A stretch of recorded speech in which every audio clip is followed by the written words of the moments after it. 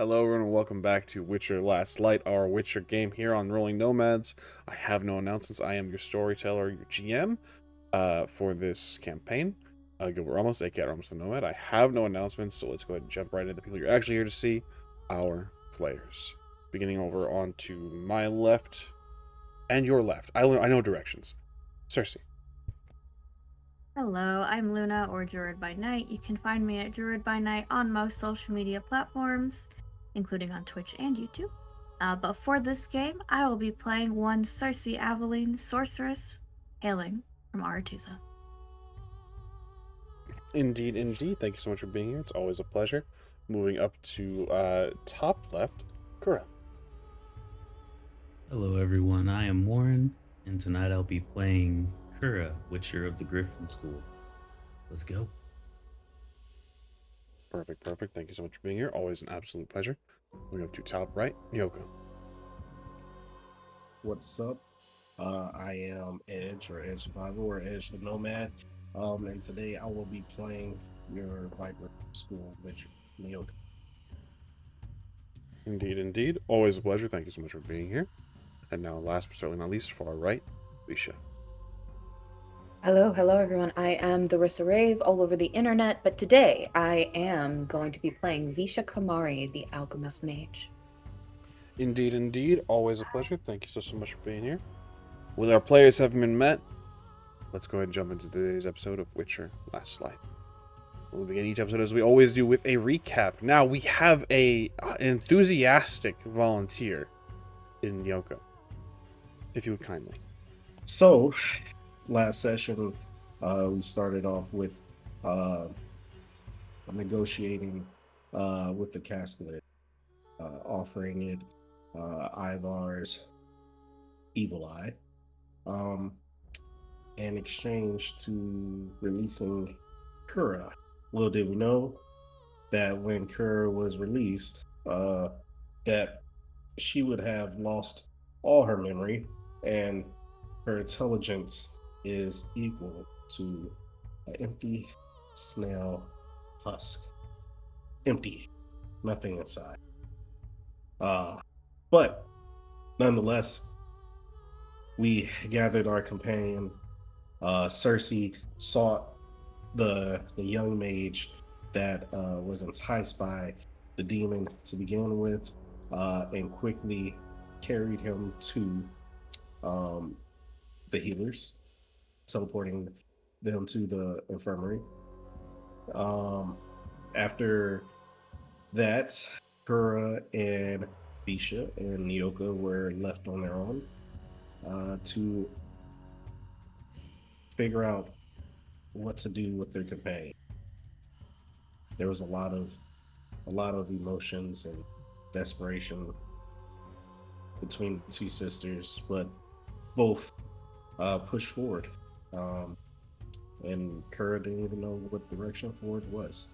So we got it done. We went to the school, or at least we went upstairs. And from there, we branched off. Nyoka taking his pupil and Visha finding help within the Great Sun religion, hopefully finding some help for the companion / sister.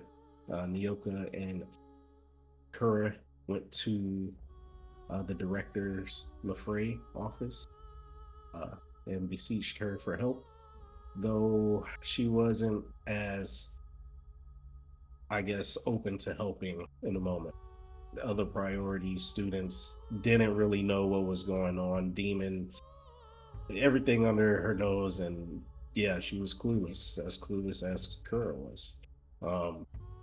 But she went to the infirmary to seek out this injured young mage, and Nyoka and Kura. Well, I guess Kura stood there, but Nyoka searched her office, took some things, which included a letter from Lord Victorio. Panning over to Visha, Visha contemplated life and other things about her sister. You know, sought out religion. Um, Interesting choice. Met a young priest, from what I remember. A very welcoming priest. Priest with overwhelming empathetic energy. Uh, and this priest reassured Visha that they would do everything in their power to try to help. From there, the companions reconvened, both knowing each other's intentions and desires and ambition, going right back into the library where they just fought the gaslighting. They investigated, looked for items, and eventually went into the secret passage that Nyoka and Kerr previously found before engaging the gaslight. When going in there, they ran amok, saw some things, realized that it was the director's office. And we just went into the back door of the director's office. Investigated some tomes, found letters that wrote of our goodwill and intentions. And we stole from the director a grimoire, a nameless grimoire, if I remember correctly, and a book on Gweison. From there, we went back into the library itself, doing further investigation. Kura reading, at least doing her best to read. And then we was found, or actually a priest came upon us and gave good tidings and prayer over Visha and Kura. Actually gifting, if I remember correctly, a symbol of their faith to Visha. And from there, we contemplated our next moves. Indeed. Thank you so much for the recap. This is where we find our heroes now. Cersei, you are still divided from your group in the interim. Heading back, we will get to what you've been up to very momentarily. For now, we rejoin Visha, Kura, and Nyoka. As Kura, as you read through these things and try to make sense of these journals, certain things begin to unfold. While this is happening, Visha, Nyoka too as well, I suppose, but what are the two of you, with the information knowing that Kura's memories will return, is there anything you're tending to in regards to Kura, or are you just going about business as usual? Visha doesn't have much from their childhood, anything that would jog her memory, but she does start to tell her stories, starts to tell her of the tricks they used to play on villagers and their home, their family. And then there's a gap in those stories, but eventually she comes around to them finding each other again, and despite the struggles that they may have faced, that there are some good memories in there too. And so she's just telling her stories about the things that they've done when they met Nyoka. Yeah, and then the 10 months when they were at the tower, and she's I'm sure there's stories of their silly happenings there as well. Just trying to not just jog her memory, but gift her happy ones. I think Visha, in a way, is like, I will carry the bad memories, and I will give you all the good. Indeed. Nyoka, is there anything on your part? Yeah, I am doing the opposite, and triggering all the traumatic memories of growing up as a Witcher. Uh, I would recant the beginnings of the Witcher Order, Armagad, Ivar, Erlin, if I remember being the Griffin's Grandmaster. And just diving into history of the Witchers, our intent, our purposes, the schools, her school's intentions, the knightly ambitions that they had, and so on and so forth. Kura, I'd like you to roll me a d10. 4. 4. You hear these histories, these stories, and it's... For a while, it's as if you're hearing about someone else's life. Hearing both Visha and Yoko, what do you think of this person's life that you're hearing about? What do you think of this person that you're learning of? I would say that she's probably sitting there mostly confused and trying to piece together what they're saying and how that can connect between all these happy things that Visha's telling to all this so-called trauma and history that apparently has nothing to do with who she is right now. And you do this, and as you listen to this person's life, eventually there's a connection. I'm not entirely sure where it's made. But you begin to relate to this person. You begin to empathize with them. Starts with understanding. An emotional connection, perhaps.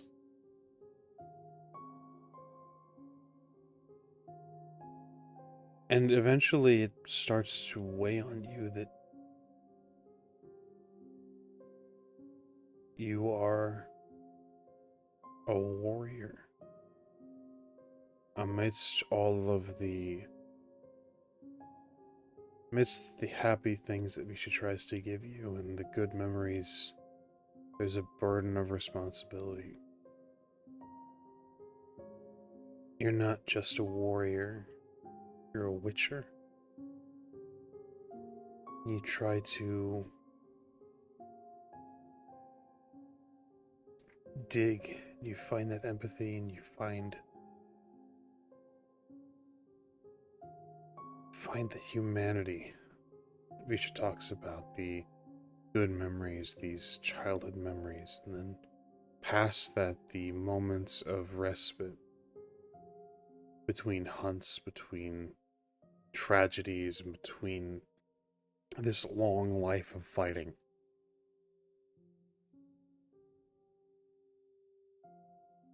But you're not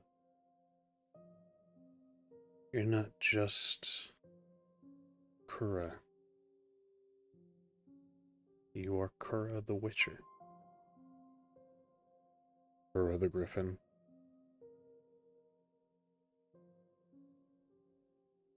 All starts to connect. You have a sister. You have a teacher. You have friends. You have a cause. You have purpose.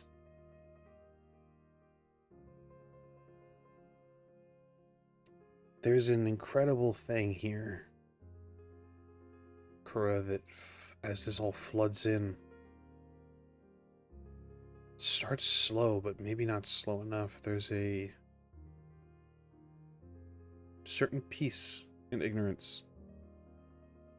So as you have this empty vessel, this blank slate, and it quickly becomes weighed down by your own history, what do you think that feels like? How do you think you react?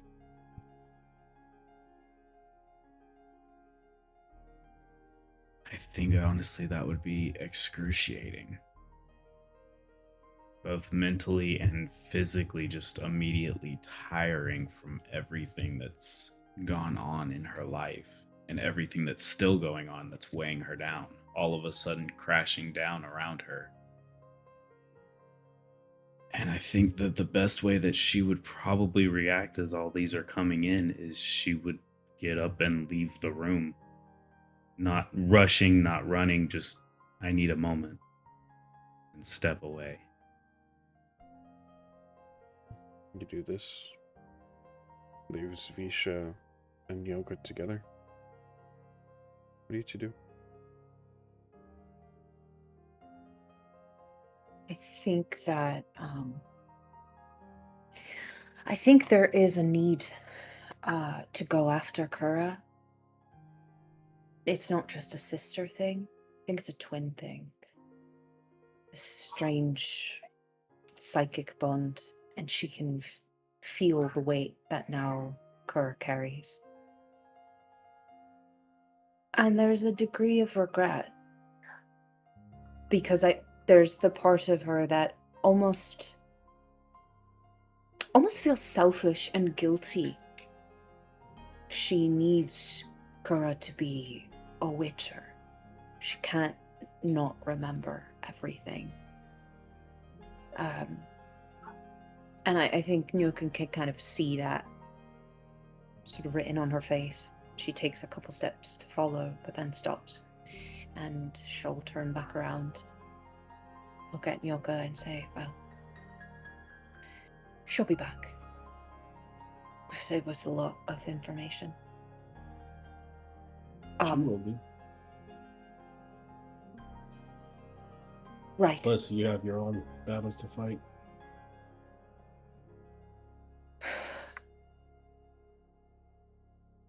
It never ends. The fighting, it never ends. And I think Nyoka can actually see how tired Visha truly is. Well, be careful not to let it win.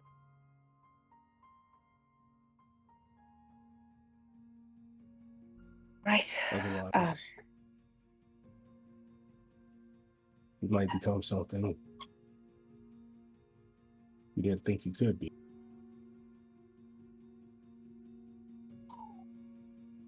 Are we talking about me or you? I'm already gone. I'm talking about you. I seen power was evident. The chaos was formed. The tremors. The jolt of energy. Don't lose yourself.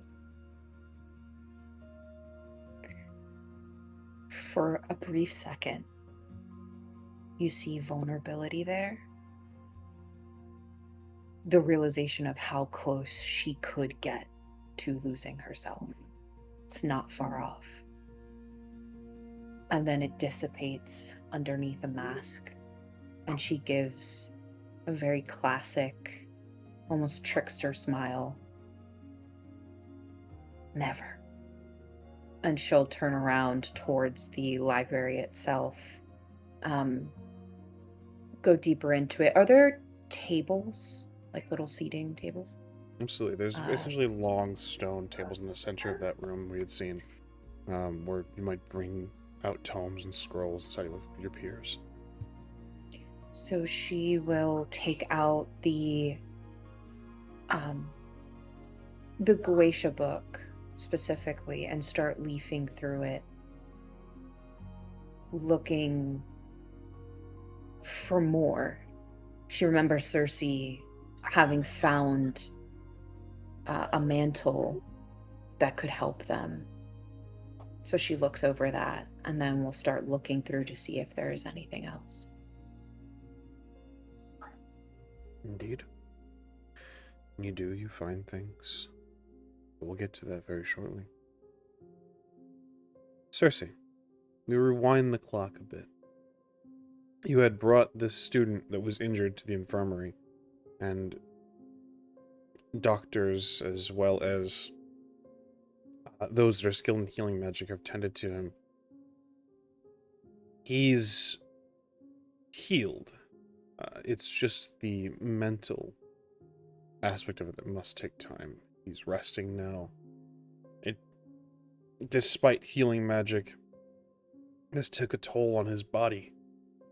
He's tired, as he likely expended a great deal of his power and his will during this spell. For mechanical purposes, his stamina has been depleted, and he is resting now. He had briefly gone back to the what we've been calling the restricted section of this library, and gathered up the things you were looking into. You're here now, perhaps reading over those things, perhaps looking at the student every once in a while. What do we find you occupying your time with? Cersei is in the infirmary, kind of in the corner where she has a vantage, where she can see the student. And I think she's actually not doing anything but sitting in contemplation and thinking, reflecting on all that's happened, especially what had just occurred in the catacombs and what led up to this moment. This student is no older than Oliver. And while Oliver shows no magical potential, it's hard to not think back to when he was in harm's way as well. And she's thinking to herself, the big ringing question that she circles back to is, what am I doing here?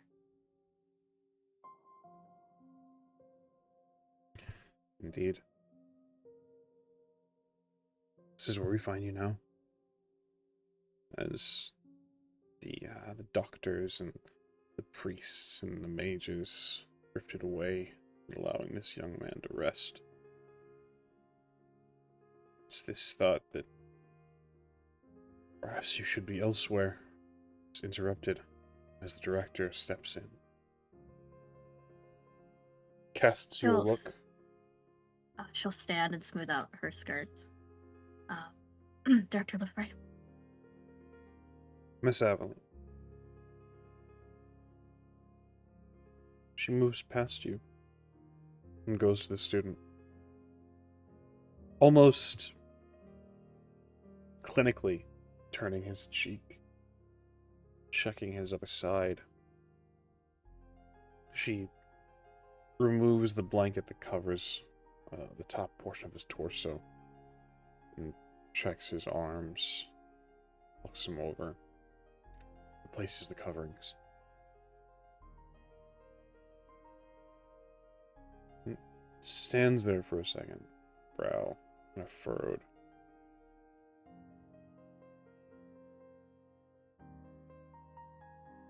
She moves back as if to leave. When she stops, your friends gave me a recounting of the events that took place.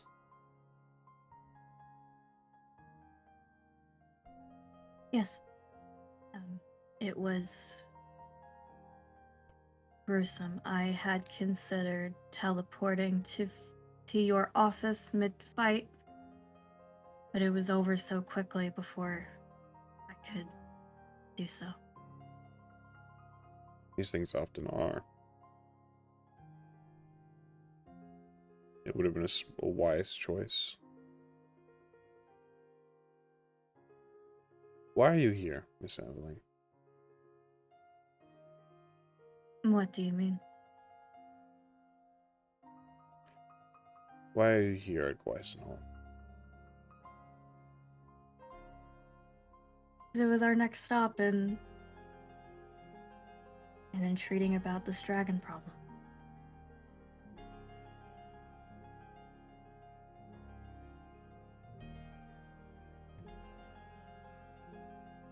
Why do you concern yourself with this dragon?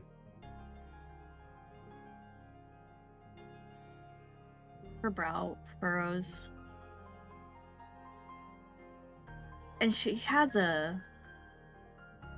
I think, a flare of temper before she quickly quiets it down and kind of clears her throat.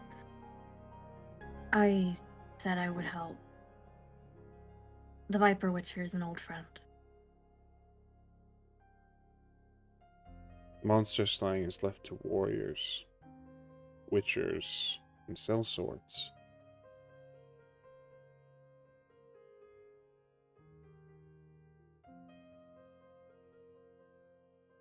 Yes, well, if I have the means to stop a dragon from burning villages, I find it's my responsibility to do so. By all reports, it hasn't burned any villages. It's only razed small settlements and taken up cattle where it might feed.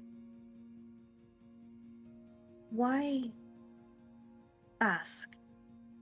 If I may be so frank, why do you care why I'm doing this? Your instructor was also prone to meddling.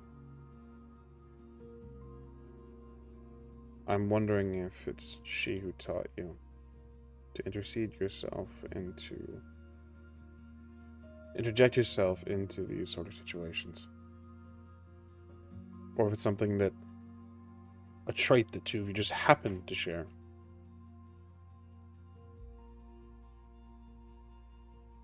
I'm gonna take Cersei by surprise. It's not something she's considered whatsoever, that it's a learned thing from Aurelia. It's just been how it's been for the last, I don't know, 2 years or so.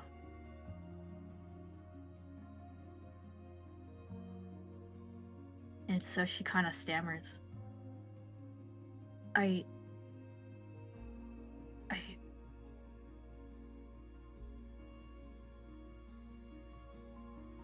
If we have power, we have responsibility, yes?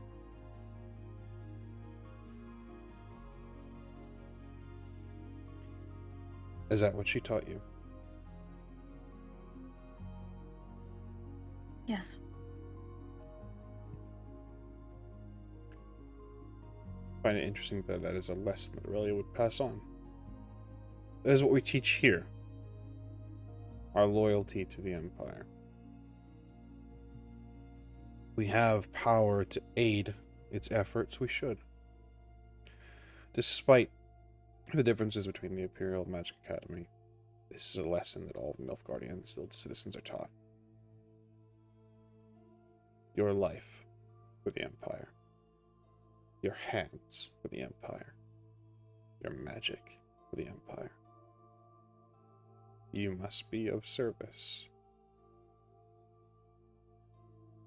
I'm familiar with the doctrine, but no, I always serve the small folk.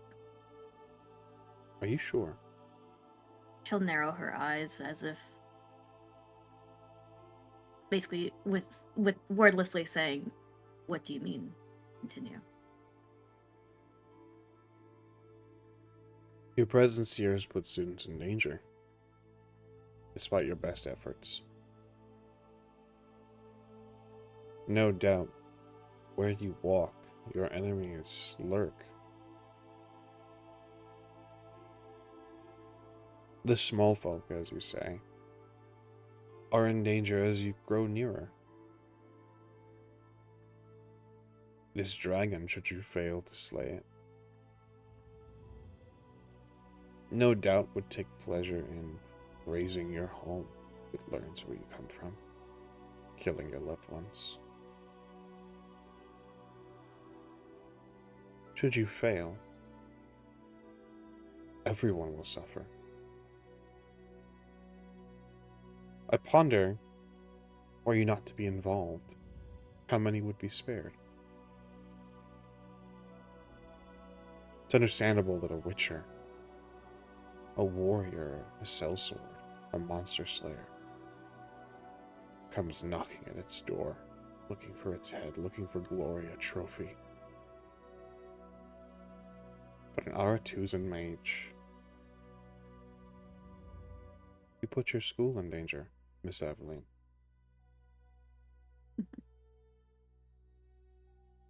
Perhaps you're not familiar with how we're raised up north. We like to get our hands dirty. Northern mages are a curious breed.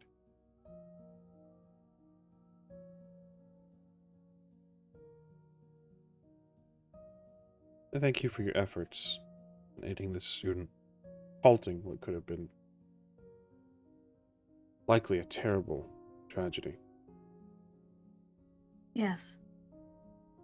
What would have happened should I not have been involved? My presence being so foreboding for your school, and yet this young one lived on the brink of death. You misunderstand. I'm not insinuating that you do no good where you walk. But you have to recognize the danger of your presence.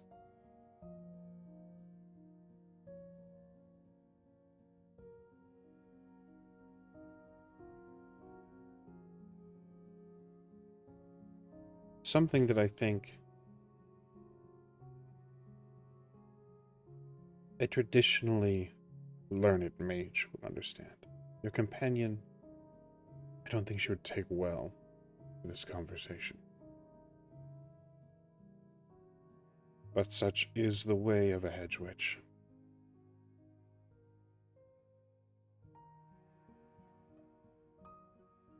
Northerners being so curious, and that you are no different from the other sorceresses who think themselves better.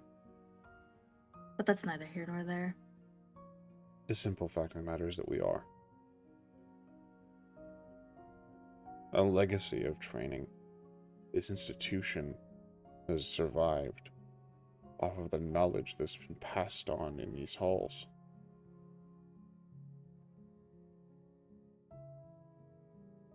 Knowledge that can be quite dangerous, like yourself. So I wonder if I'm making the right choice. She reaches into pockets of her robes, holds out 2 scrolls. Carefully take them. What is this? The previous director left a number of things that were dangerous for this school. I am since evaluating whether or not they should have remained in her care, or if they should be destroyed. While I ponder this, I'll offer you a few of the things that she left me. I don't believe that education can solve the problem of Goetia. Curiosity is our way. Pushing the limits, striving to be better, striving to be superior, striving to be dangerous. This can lead to a great many deal of wayward mages. So while I don't think I'll be adding Goetia and the defense against to the doctrine of the school, perhaps a forewarning to the students. A first-hand account would be receptive. She glances toward the student. an understanding of the dark arts and its dangers.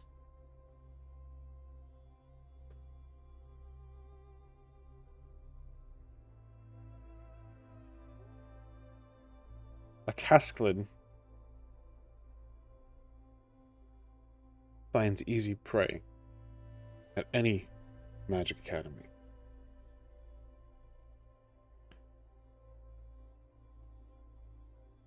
I think the concern that one might end up just like him would be enough to keep the students on guard. However, what the previous director was more interested in was called a BES. It may not be helpful to you now, but if you continue to walk this path and continue to be a danger where you do walk, no doubt dangerous things will find you. Perhaps those might be of assistance.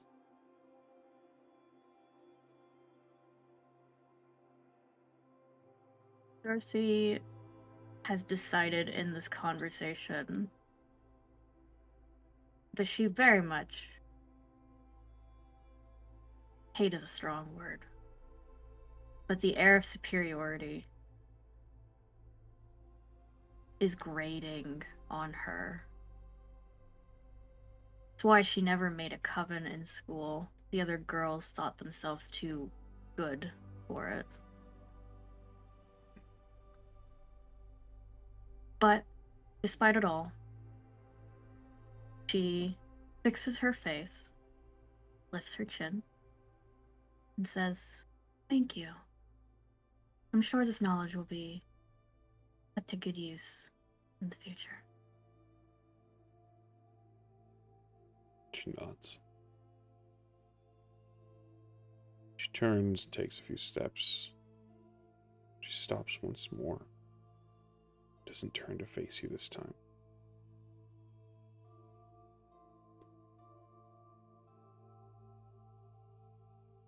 Do you put any stock in the rumors of children born under the Black Sun?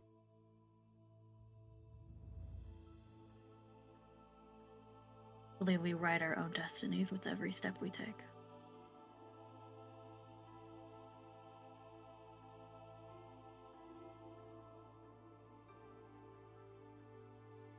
She nods.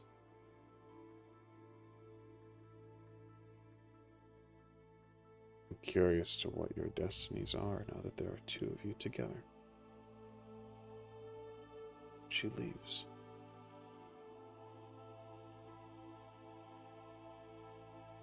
Cersei will hold her breath for a few moments before letting out a sigh. And then look at the scrolls. You check these scrolls, there is a recipe here. Cersei, it's not anything you would find useful now, perhaps. But it is for something called cerebral elixir. It is made as a repellent against demonic possession. The second scroll is a smaller, rolled up thing.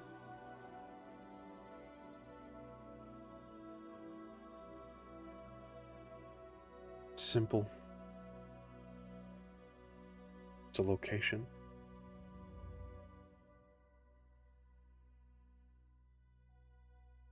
There's a... You can tell, obviously, that this is newer than the previous scroll.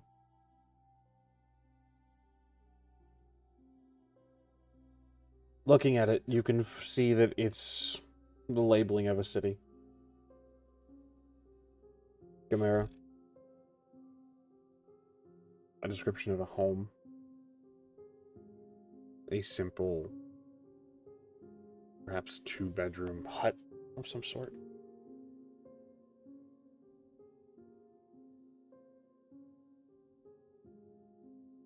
The last line in this description just says Glynis.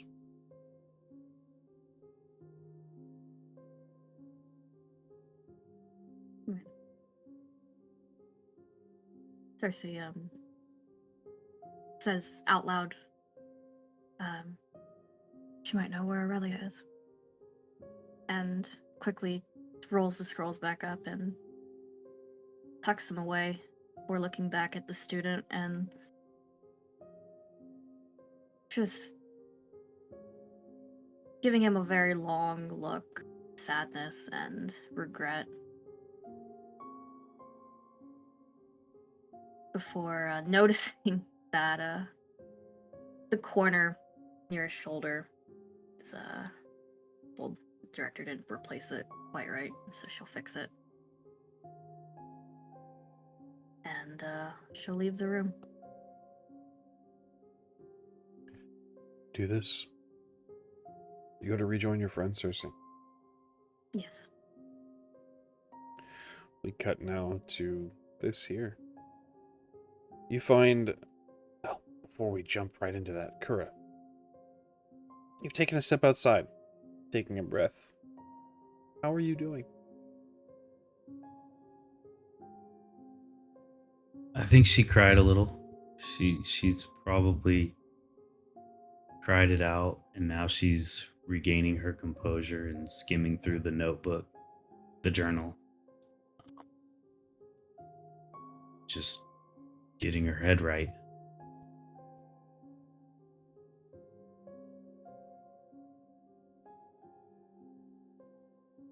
Take a moment to get your head right. And again, Kura, there's that weight. And I think it's what makes this difficult is the fact that you could remember now what it was like to be empty. There's something hard remembering when you had no cares. You didn't really have that in childhood. You were training to be a witcher since you were very, very young.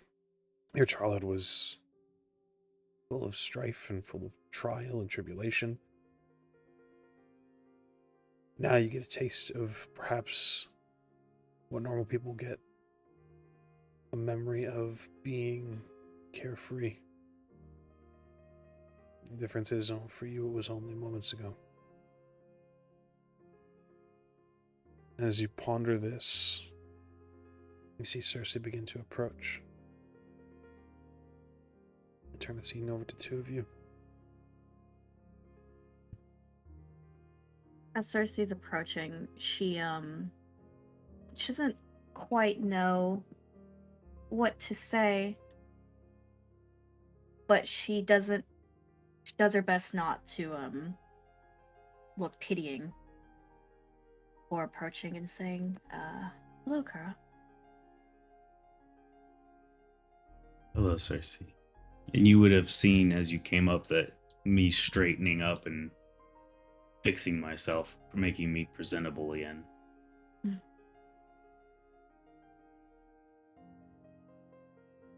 How are you faring after everything?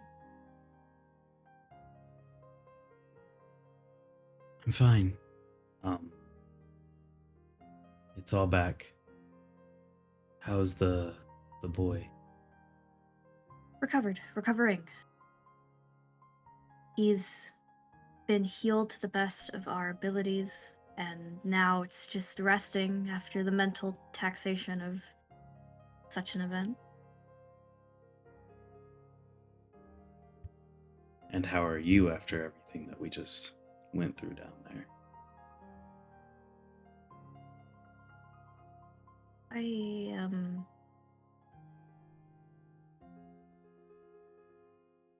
She pauses.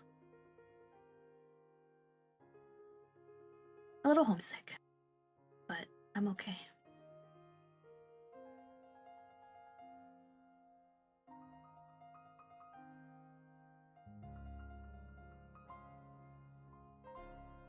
Glad you're okay, and fair enough. You know, you don't have to stay if you don't want to. I made a promise to help. I'll see it through. Oh, the promises we keep. Shall we? Then I'll gesture, heading downstairs. I'll follow. You rejoin your companions.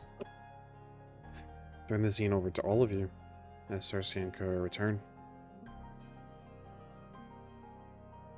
Soon as I see Cersei, I have Hand of Goetia, a book, and I come to her and say, I found something. Are you all right? I can't wait to leave, but yeah, I'm okay. Yeah, not much longer, and we'll get the fuck out of this place. But I found a goatskin mantle. I did a little more digging after you initially found it. We're gonna have to get some things to make it, but we can make it. Good. Yeah. I have and I'll present the scrolls. Cerebral elixir, and I'll kind of wave it to like get Nyoka's attention so you can look at it more thoroughly. And I know where Glynis lives in Gamera. I have an address. Okay, that's great news. I also found I found something on how to make a wand of banishment. It won't necessarily help us with anything greater than the Cascalid, but I found that too. So, things to make in efforts to prevent something like this from happening again. Excellent. Yes, we'll need all the defenses we can get. And she'll kind of look over to Kura. What? Sorry, I was lost in my thought. You have your memories back, no? Yes, I'm all here. No need to worry anymore. And I'm gonna like step forward to give you a hug, Isha. Yeah, she gathers her sister up into a fierce hug. And I think there's just a moment of like leaning into her sister, into her twin. And I don't think there's a need to exchange too many words, but you could feel Visha was scared. She thought she lost you. The opposite of that, as I hug you, I would actually whisper to you, there's a lot on my mind to talk later. Of course. Yeah, we'll talk.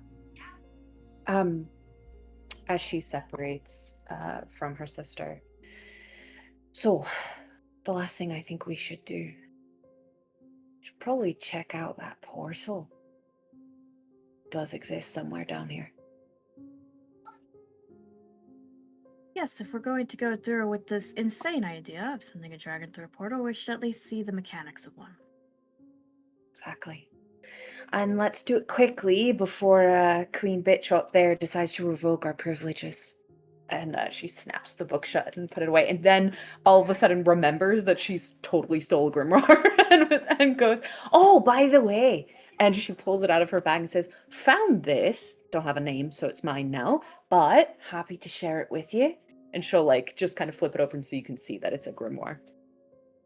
Ooh, and Cersei's eyes light up. Her favorite bit of bookishness coming through. Excellent. We'll have to take a look at this at a later date. I thought so. Puts it away, closes it. And then, yeah, we'll kind of look to the two witchers of like, let's fucking go.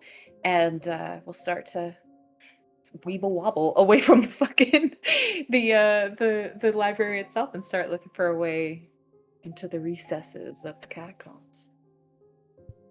And with no question as to where this grimoire came from, or if it was illegally acquired, as you guys begin to look for this, the entrance to this portal, or ascertain where this might be, I would like,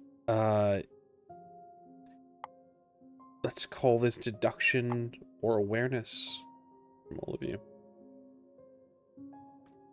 I'm gonna go for awareness. Now, I know I can spend a luck, but I have a question before I roll anything.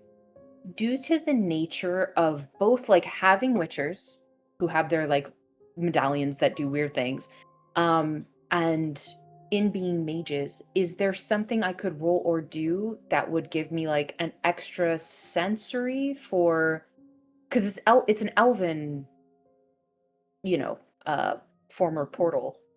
Is there like magic that still comes off of it? Anything like that can kind of help give us direction? There certainly is. For your specific group, the DC has been lowered because Kura and Yoka's medallions will twitch as they get closer, and then Cersei and Visha, you guys will feel the essence of power. Okay. So mechanically speaking, there's nothing I can give you. It's just I can lower the Mhm. DC for you. Okay, fantastic. I rolled a 15. 23. 20. 21. Wait, hold on. Yes. 23. Excellent. It doesn't take any of you long at all. The only caveat I'll say is that Visha, it's not necessarily that you're behind on this, it's that you're not used to this type of power. Cersei, you had a more traditional upbringing in these matters, and so you can recognize the pulls of power. And Visha, there's something strange. You just don't know what exactly it is. You can feel power. You can feel sort of raw chaos emanating from something, but it's difficult to pinpoint from where. And Cersei, you find that you take the lead, at least in terms of the mages in this group. You direct. Kura and Yoka, you can feel the medallions twitch as you enter into a chamber. And it feels as if a spell is constantly being cast.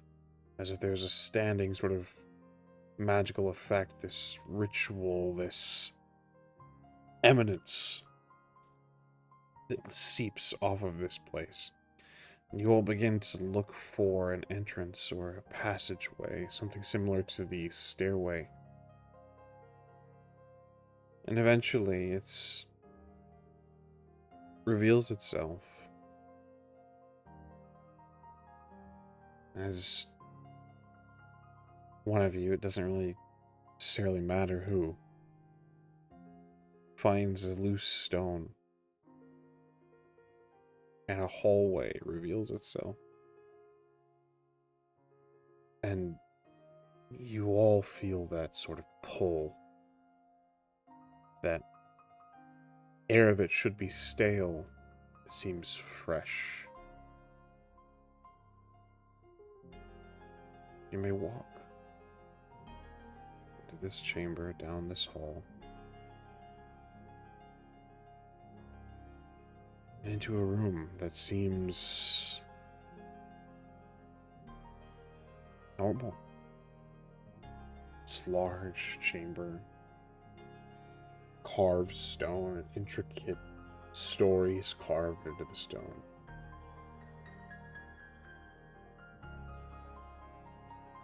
Till a history that is gone is forgotten. Pillars that laid in a specific way, and there's that power as you set foot into this chamber that is not quite suffocating, but it's a hard power. It's not aggressive, but almost rough. And you all look around the room, this large chamber, and see that these pillars, these intricately carved ones that have designs and geometric shapes and histories carved into them, are placed at specific points, the corners of the room, the cardinal directions. Moving into the centers of the room, they are placed as if you were to trace some sort of diagram. I think for Visha, not being familiar with this kind of power, I think for her it always translates into like deeply sensory experience, and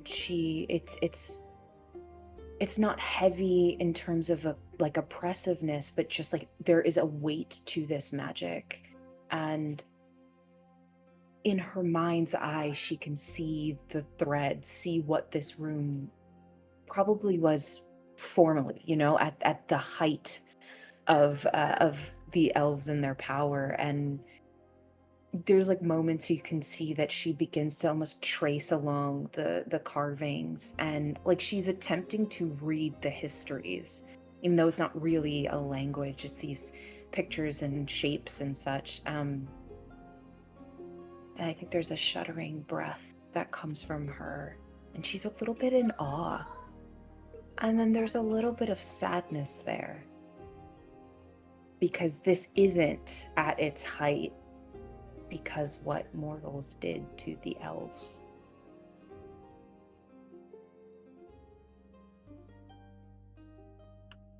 Well said. What do the rest of you feel in this place as you trace your fingers along the stonework?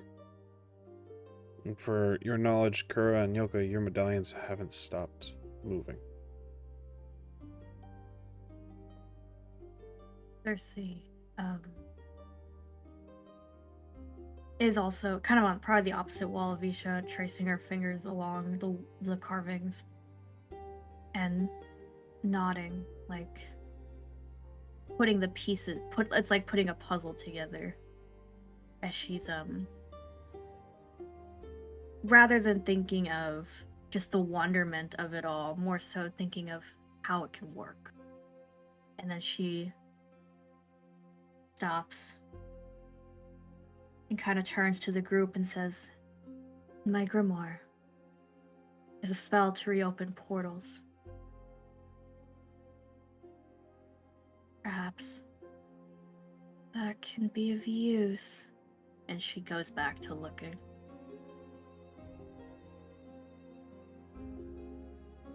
Kura is more so on Cersei's wavelength of how this thing can work, and just curiosity as she walks through the area, just marveling.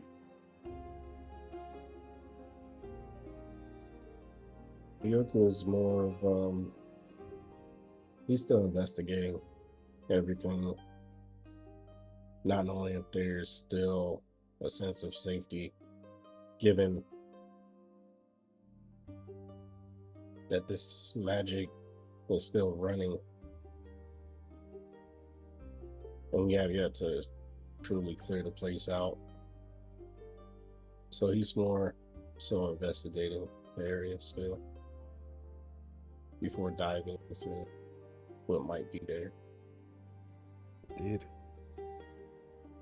This large chamber is a sort of dead end. Of course, you can see small caverns made by some sort of rodent or something that might dig through soft dirt.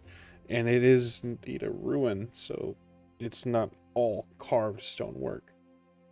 There would be things maybe that could dig their way deep, dig the way through. They'd have to get through the rest of the school or whatever lies above first, but there are small caverns, not the size of a human being, but is available.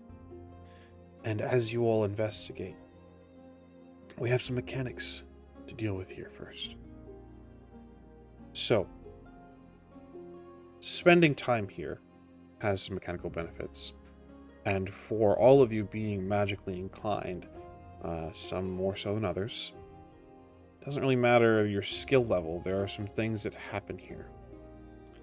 Spending 3 full turns focusing on this place of power, as you all have been doing, and as you all have been investigating, focusing, clearing the area, you will gain a temporary bonus based on the element that this place of power is linked to. As you all take time to do this, you can recognize that this is heavily associated with the element of earth. There's a hardness, a stillness here. It sort of filters the dankness and the filth of the air. But there's a heavy link to Earth here. For this, your benefit that you would gather here, your vigor threshold for Earth magic goes up by 5 while you're here for an hour. And your spellcasting is considered 2 points higher for Earth magic. However, the more interesting benefit, I think,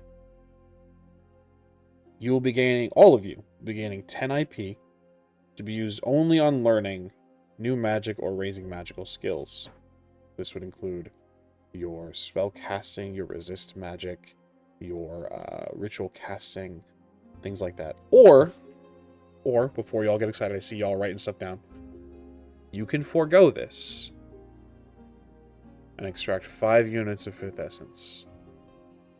While we ponder these choices, we're going to go ahead, and I know that it's kind of early, we're going to go ahead and jump into our break. We'll see you all very shortly, and with choices being made or having been made. We'll see how far we get along in our break. We'll see you all very, very shortly.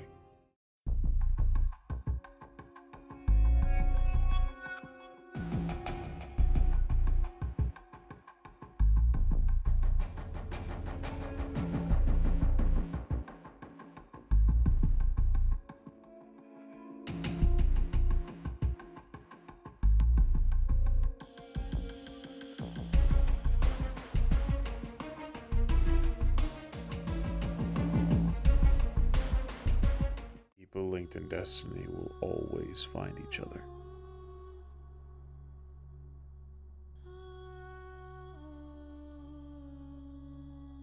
Tell me, what shall I teach you of monsters?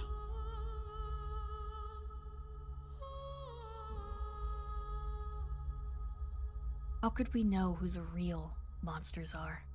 How does one know if they are one? Monsters are more than just horrid looks and claws and teeth. Monsters are born of deeds done, unforgivable ones. We fight the monsters so that others can know peace. Peace that we will never know. So you ready to kill monsters, huh?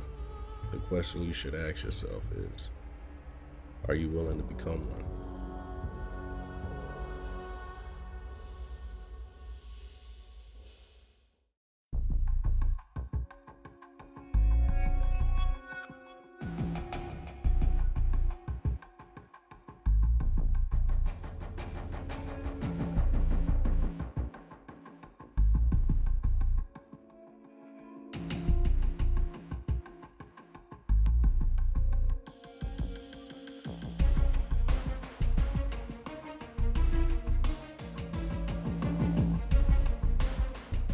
And welcome back to this episode of Witcher Last Light. We hope you had a good break. We certainly did. Choices have been made. So let's kick off right off rip with what has been decided. So there was a choice given whenever you guys found this place of power of essentially choosing 10 IP to be spent on new magic or raising magical skills. Or you can forego that to harvest 5 units of 5th essence. So let's go around the room. Let's begin with Cersei. What have you chosen to do for those choices? Cersei has absorbed the permeating magic in this chamber, or 10 IP, to be used later on learning spells. Excellent, excellent, excellent. And I would like to clarify, rules as written doesn't say that it needs to be spent right now, and it all, as far as I understand rules as written, it wouldn't make sense for it to be spent right now, because the rules as written, it takes a number of time and days and weeks and such to learn certain spells. So if you're in the comments right now saying, that's not how that works, fist fight me in the parking lot. Moving over to Kura. What choice have you made? I also chose to take the 10 IP to use on skills. What did you increase? Spellcasting from 7 to 8 with some of my own IP in the mix. Excellent, excellent, excellent. The IP that you guys fight me for after every session. I should record that one of these days. Excellent. Good to know. Nyoka, what about yourself? Yeah, I charged my Viper medallion with this place of power that'll store this energy to be used at a future date. Understood. Make a note somewhere on your character sheet that it's 10 IP to be used on magical skills or or learning new magic, just so it doesn't get mixed in with your other IP. We'll be all golden. Thank you so much. Visha. I also chose to increase my spell casting from a 5 to a 6. But for flavor, because I'm extra and can't help myself. I think that you guys see there is a moment where Visha puts her hands on like the one of the pillars, and she starts to inhale almost kind of loudly. She starts to inhale, and you can see threads of magic start to filter into her mouth and into her body as she takes that magical essence. Indeed. This is what you all see, and as you all allow yourselves to take in this power, you all feel something together. It is power, it is chaos. It seeps into you, and it's dangerous. This raw essence. Cersei, you would know that this is something that is rare. Places of power are infinite nexuses of energy. However, there's a danger that comes with this. As you draw this in,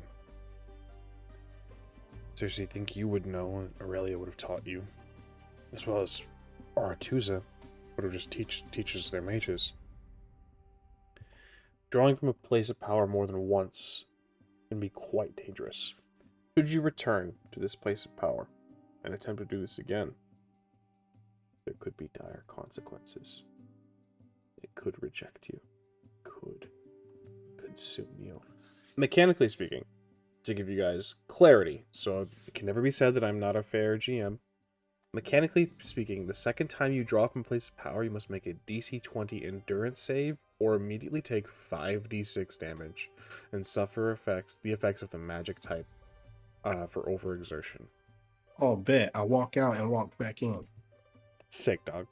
You would know as well, Cersei, that it's not necessarily that you can only do this once. I want to clarify as well. It takes time for this energy to leave your system. A full month. Give yourself some rest. Get away from this place. You may be able to come back without any consequence. She'll break the silence as we're all taking in this magic with, feels good. Can't do it again for some time. Place of power could reject you. Cause you to overexert yourself without even casting a spell. Visha's eyes kind of, or rather her eyebrows kind of furrow for a moment. But she understands, and it makes sense to her in feeling that magic running through her now, why that would be the case. And I think she just, it's kind of almost weird, but she kind of like leans towards the pillar as if the spirits of elves are still here, and she says thank you, and then she will turn back around to the group and say, right, so I wonder how they activated these things. I have a theory. And I think further investigation into the reopen portal spell would lend credence to it, but I might be able to do that. Is there any wording or anything I can recognize as elder speech that could indicate anything? Indeed, yes. Along the markings along the wall tell history of this place and what it was used for. It was a burial place as you'd originally seen. The portal itself, almost just a transportation. It wasn't this wasn't a great mystical thing. This was a part of their network, transporting maybe embalming tools or moving bodies to be buried elsewhere, or bringing bodies here. But not necessarily connected to like a specific place per se. I would require a deduction roll from you, Yoko. I'd be happy to oblige. 20. 20. This elder speech you find details the transfer of bodies and transfer of goods and things far, far north. It doesn't specifically state a certain place, but you know this, should it be reactivated, may bring you northward. At least that's what it was used for. Well, my best guess would be that it takes us north. From what I understand, if you do decide, try your luck, Cersei. North.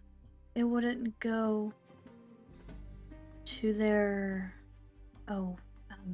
And she kind of racks her brain for a moment, trying to be correct to the expert on the wild hunt, to their world, their sphere. From my understanding, these elves came a long way separated from their civilization.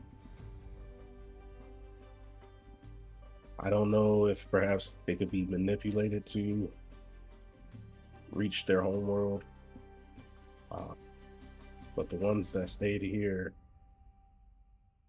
seems to have constructed this to transport goods and the dead northward, or vice versa.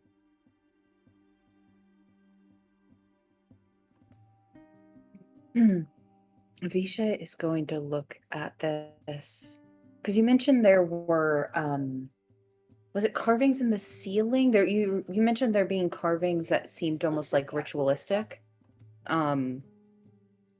Essentially what she is looking for is perhaps some kind of magical map. And the idea being very much like in real life, right, with trains, how with a shift of metal you can change the path that the train is going, right?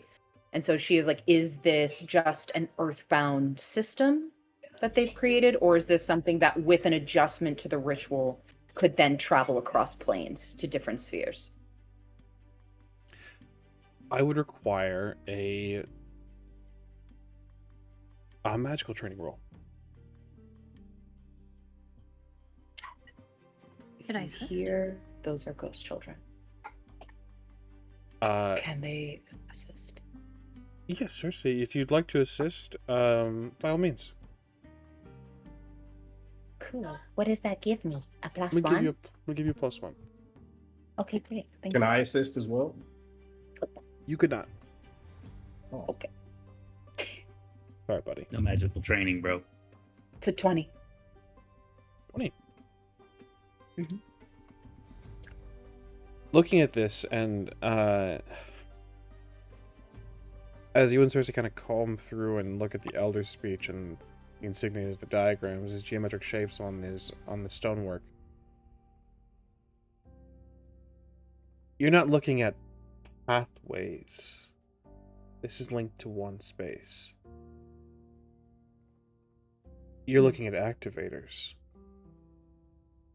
You're looking at the means to activation for this portal. You don't necessarily need your spell, Cersei. You can see that the right intricacies, the right words spoken from these poems and these stories,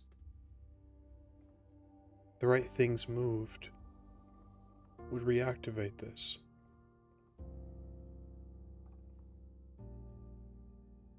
As well, with a 20, Visha and Cersei, you know where this goes. This will transport you to the northern kingdoms. You can almost see the open gateway in this sort of mirage effect. You can see it transporting top of a mountain. I think Cersei's blood runs a little cold as she says, almost at a whisper, as if the people above ground could hear us. She says, if the army, if the Emperor knew about this, knew how to reactivate this. I think at first there's like a dawning horror in hearing Cersei say that, because she realized like, oh, like the Northern Kingdom would be crushed. There would be no defense against this. And then she remembers the whispers that she heard at Aretusa about what was happening in the north to the mages. And she almost combats what Cersei says and goes, right, but the Emperor doesn't know. We know. And there are many of our sisters and brothers who need an escape.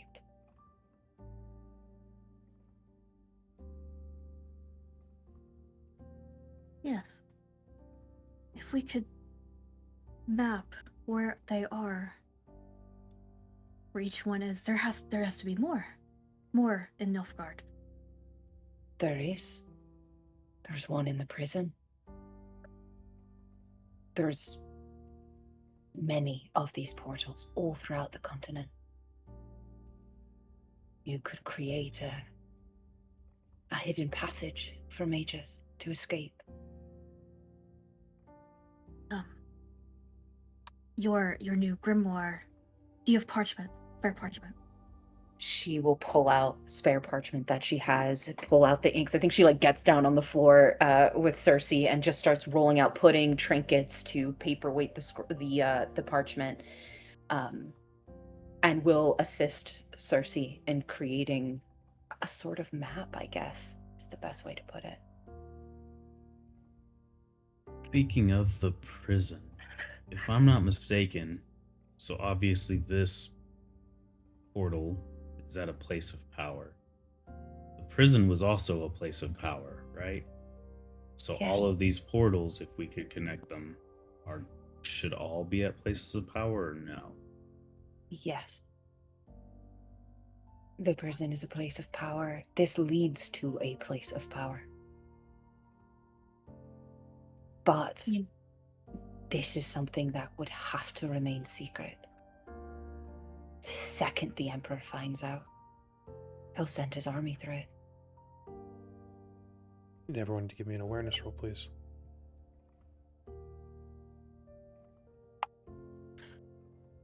Yeah, okay. Hey, I'm gonna use my one luck. 21. 17. 19. 22.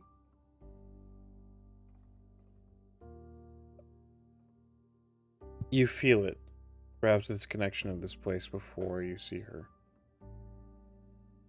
Your eyes are all drawn instinctively to a single point in this place. The entrance, this place.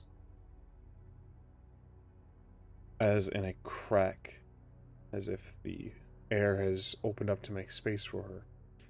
Director of Magic, Alva Frey, teleports in.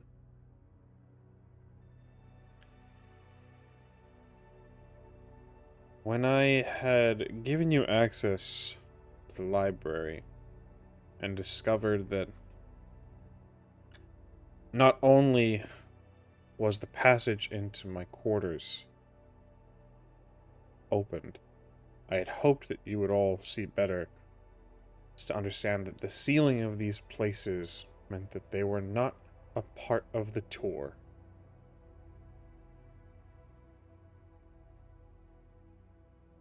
You told I us we didn't could explore understand that. down here.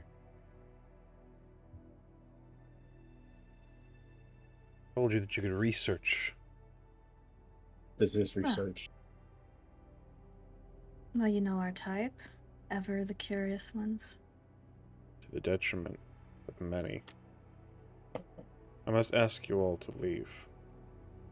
Visha gathers her things, slowly puts them away.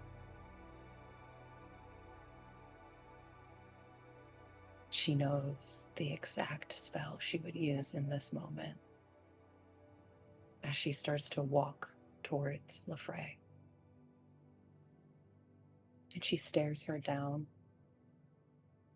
and then smiles. Thank you for your hospitality. And will walk past her.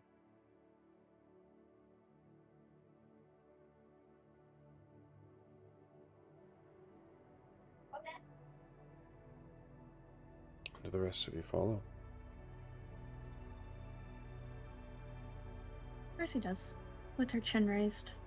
She nods to the fray. No other words needed to be said.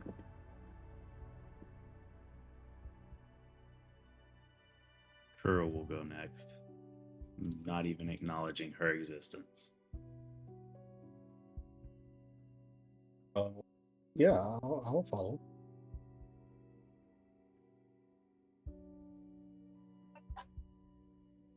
Depart this chamber, back down the hall. You leave. The director watches you go. Where do you head to?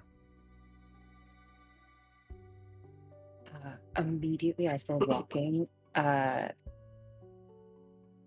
will almost like under her breath to Cersei say, do you think she knows and has been keeping this from the Emperor?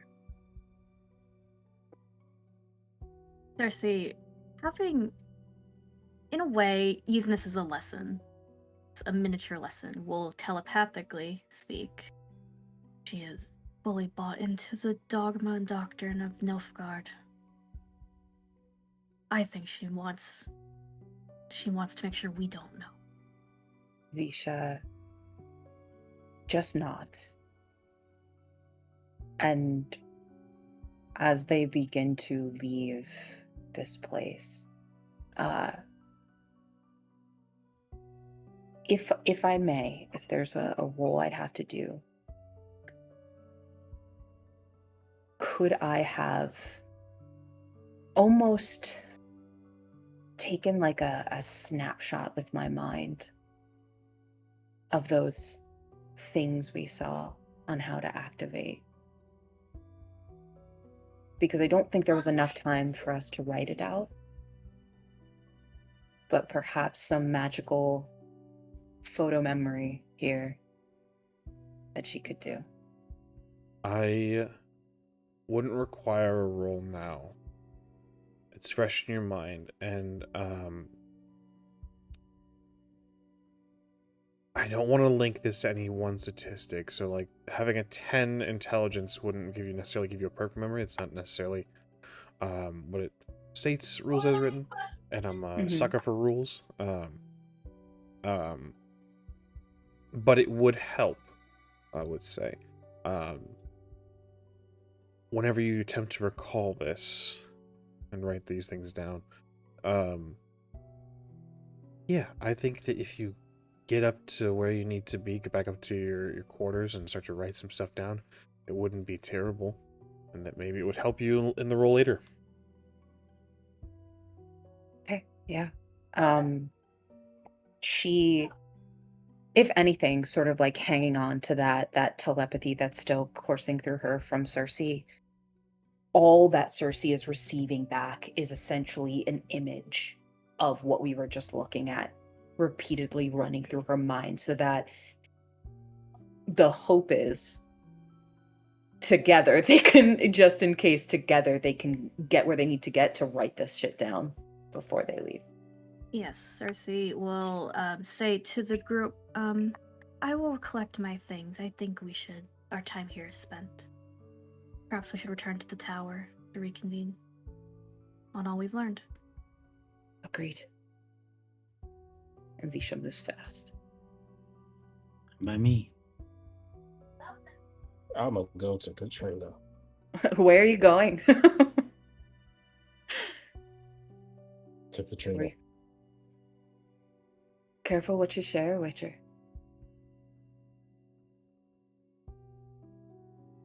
Careful with what? She just smiles and keeps it pushing.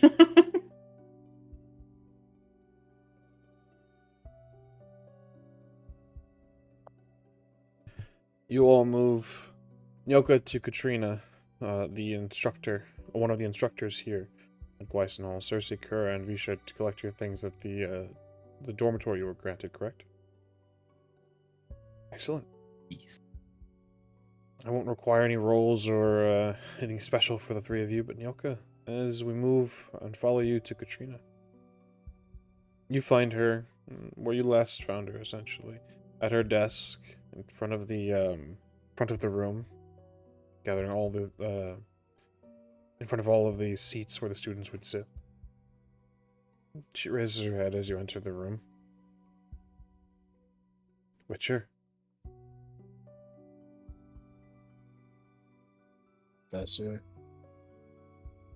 I just came to say that it is true, and thank you for the information. You found it. Well, do you have a moment?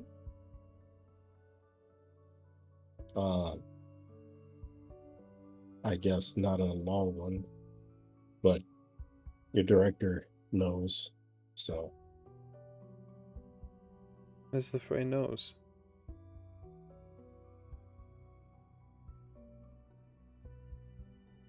Of course she does.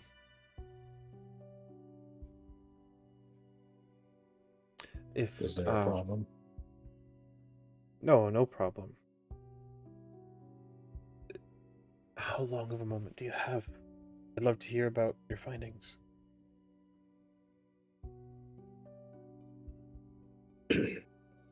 Well, to be honest, I don't know much. Those ruins, some glyphs, elder speech, seems to reference a place for the dead. Makes sense with the catacombs. And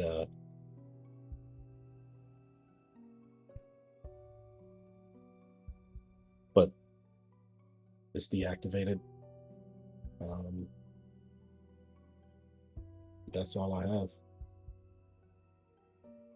Do you know how to get in? Could you find it again?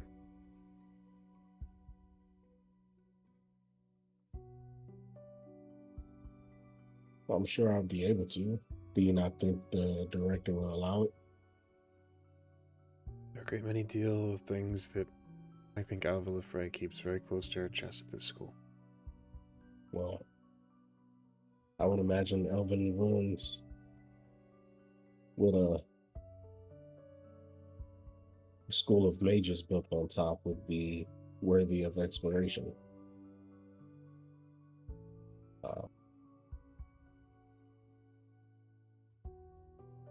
Not sure why that would be kept a secret. I'll have to ask her. Thank you for letting me know. Hope that I get a chance to launch a small expedition for myself. love to know more about the ruins themselves, the portal, and all of it. The network that could be brought back if we were to reactivate some of these portals would be an incredible boon. Dangerous as well. That's why it must be kept in the right hands, and I'm sure that Miss the Fray is of the same mind. And who hands would they be kept in?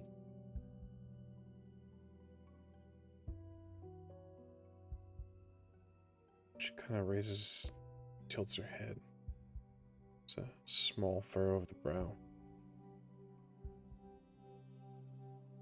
For the Empire, of course.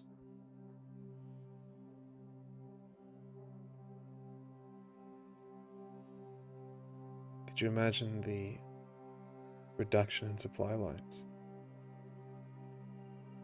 Transportation of what could be done. Messages carried not through a singular mage, the ability to transport themselves, but whole movements.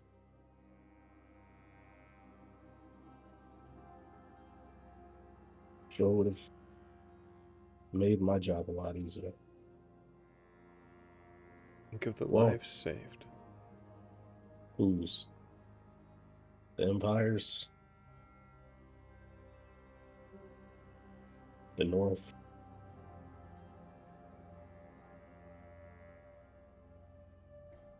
Me and perception Scenario. roll. Me and perception roll, okay. I'd rather not. I'm gonna have to insist. You should have brought Bisha. She could have helped you. Always trying to be the lone snake. Now here you are. I'm gonna do a human perception. Could have followed me. 5.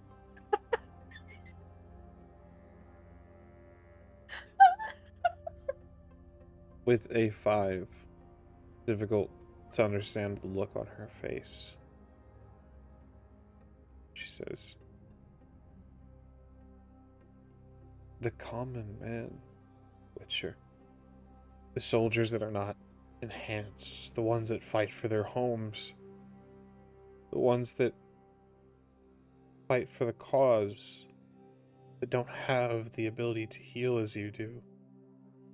Those that are gifted in other ways than combat prowess such as you, or magical training such as I. Those that can only wield a sword and pray. Those lives. The ones that this great empire was built on.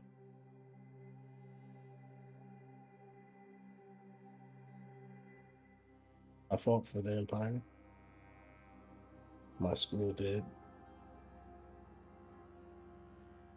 And the Emperor saw fit to take everything that was promised away from us.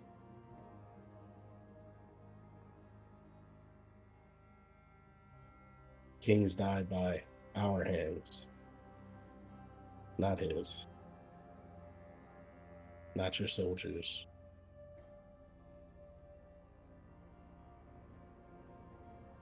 So,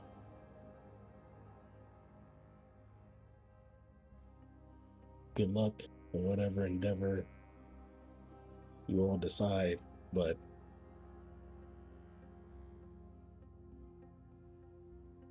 he doesn't use his power for the common man.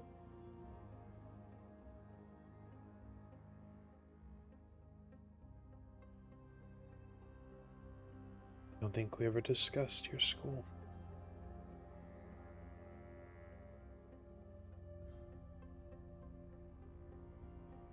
I'll untuck my medallion. Kingslayer.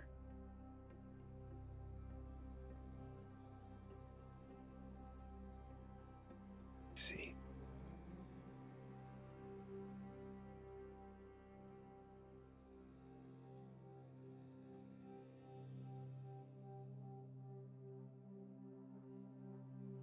the knowledge we had not only serviced the Empire, but this continent as a whole. And he burnt it to the ground. Even after we did his bidding. So I'm sorry if I don't see in this vision of his.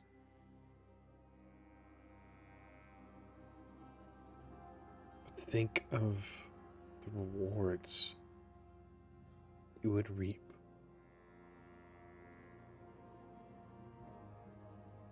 More than a pardon could be granted.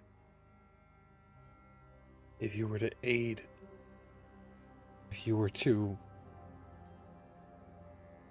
reveal the director is hiding this.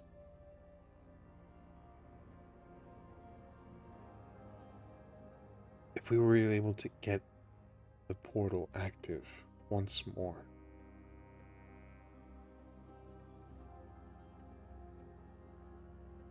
could rebuild your school.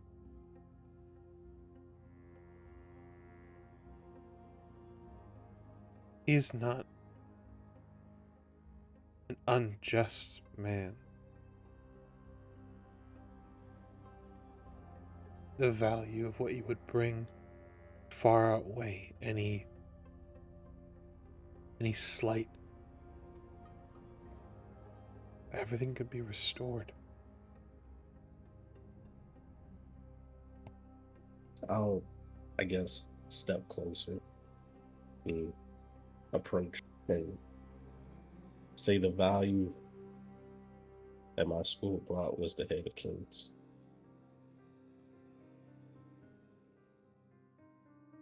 The lands that he now owns and rules. That's not enough. I doubt anything is. Am I in striking range? Would you like to be? Yeah, I will. You may walk down.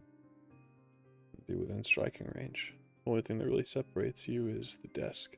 Since she looks you over and says, I had thought that I had found someone who may share the same level of curiosity. A fellow scholar, someone who wasn't just obsessed with status. Someone who's really looking for a way to do good. There's only one way I feel like I can do good right now.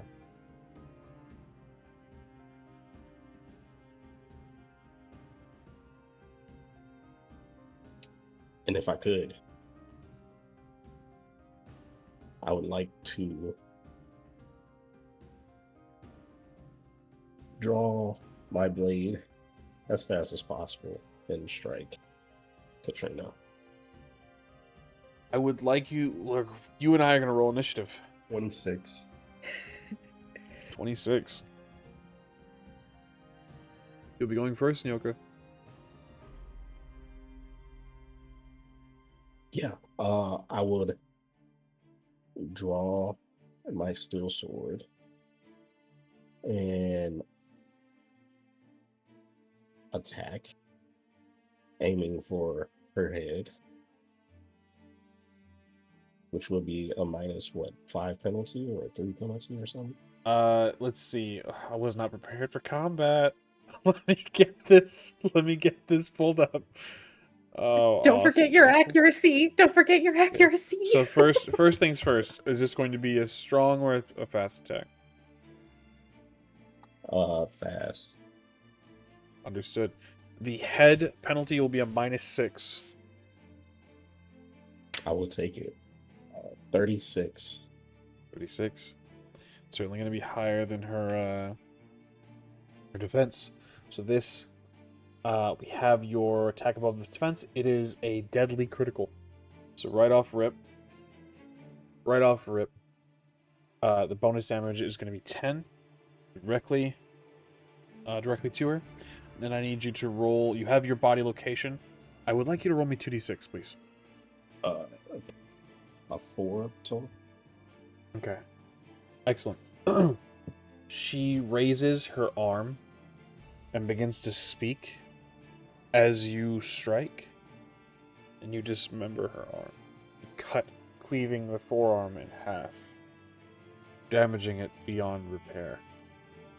She begins to bleed. Now, with that being said, she needs to make a stun save. She is stunned. Do I roll for damage now? Give me your weapon damage. Plus 2, 18 damage. Okay. So 18? Yep.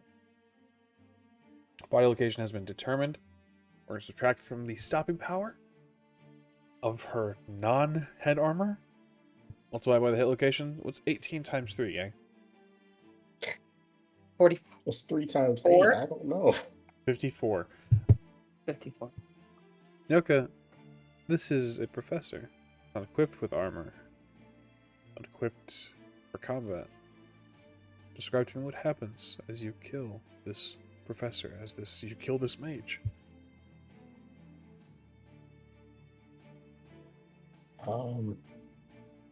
Yeah. The only good I see I can do is this, and he pulls his steel sword out in one fell swoop, lopping off her arm, coming down diagonally onto her head, cleaving it through. You do this. The words that she was going to speak lost now, and even this moment, perhaps you were quicker than your own senses, quicker than their medallion as it begins to rest, as it was twitching as she began to cast a spell. She drops, dead, in this classroom.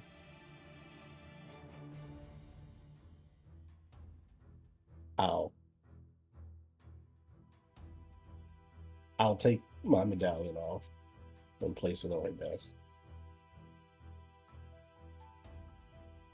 And get the fuck out of there.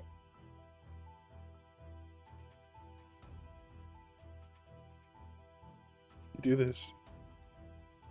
Closing and locking the door.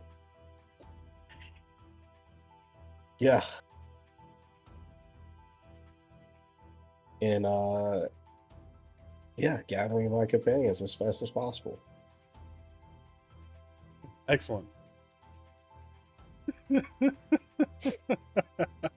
So, while this is going on, you're all gathering up your things. Again, we don't need to necessarily go over all logistics of it all. You're gathering up your items, you're gathering up your stuff, and you're getting ready to leave. And after a few moments, after you gathered things up and begun to, double check and get back to the cart, or are making your way back to the cart with your items in tow, you see Nyoka moving toward your group. What do you look like, Nyoka? What's the just for me, and then if required, I'm gonna have everyone make a human perception roll, depending on your answers. You'll see Nyoka readily speed walking you all's way with so much speed.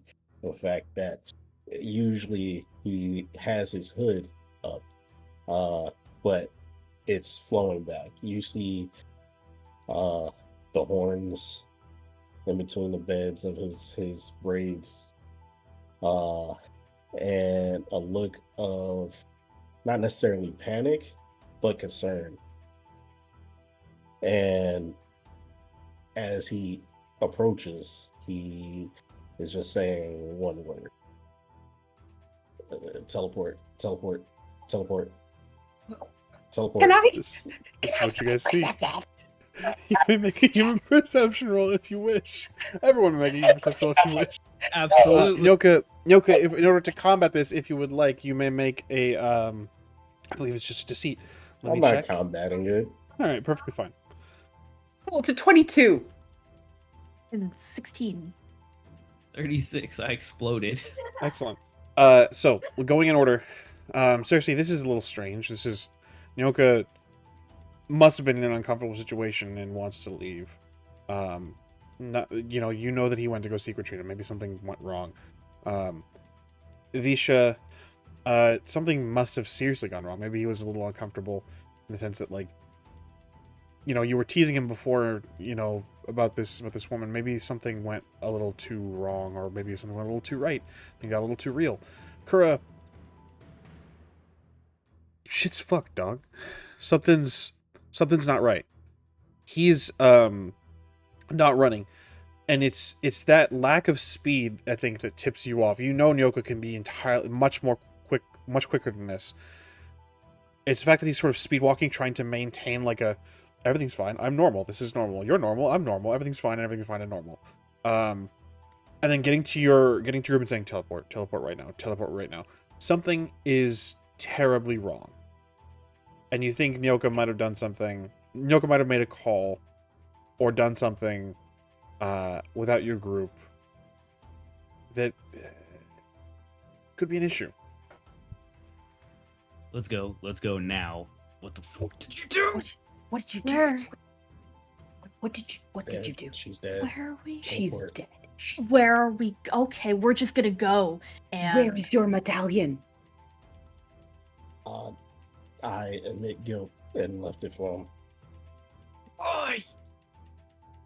Nyoka, you cast any Teleport. portal? Or rather, Cersei, you cast any portal? yeah, I sure do. Where are we Hey, going? great. Cool. Before you do that, Visha's going to do something crazy and very stupid. She is going to toss her shit, push everybody towards the portal, and she's going to run back. And she's going to run into that fucking classroom. Standing portal is quick. It's something you need to get the cart through. Who's driving the cart? Because shoving everyone through is a little bit difficult. You're trying to get the entire cart through. Who's driving? Usually it's me. So I would imagine I would have been in the driver's seat this time too. Okay. Literally, Visha would have just like whispered out, "Go," and would just head back. Cersei, what do you do? You're in control of the portal. I have to roll odds. The tower evens the Victoria's stick. Those were words. Fuck, sorry. She's flying by the seat of her skirt.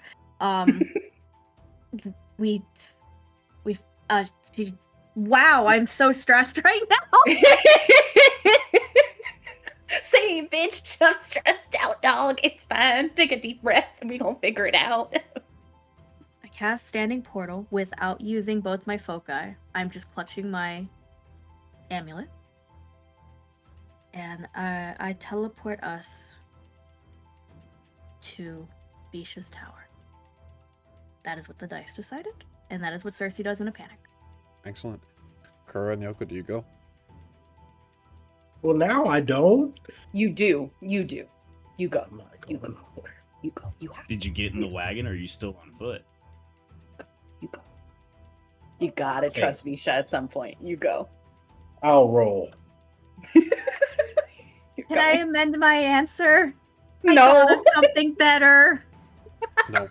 Can I teleport us to a secondary location? No. Fuck. Sorry. I really This was a don't panic, fucking and this is know. like you said, you're going back to the tower, and as a default. So, Cersei, Kura, and Nyoka, you move through the portal, and last minute Visha says go, and then leaps off of the cart, off of the wagon, as you all enter the portal, and it closes behind you. We'll stay with the three of you for a moment. Visha will get to you very shortly. Where the Proceed. fuck is she going? As soon as we come out of that portal, what happened? Why? I told Katrina, and it was apparent that she would have pushed to have it explored. And from Katrina's point of view, LaFrey would be hiding it. So therefore, I did the only thing that I thought I could do.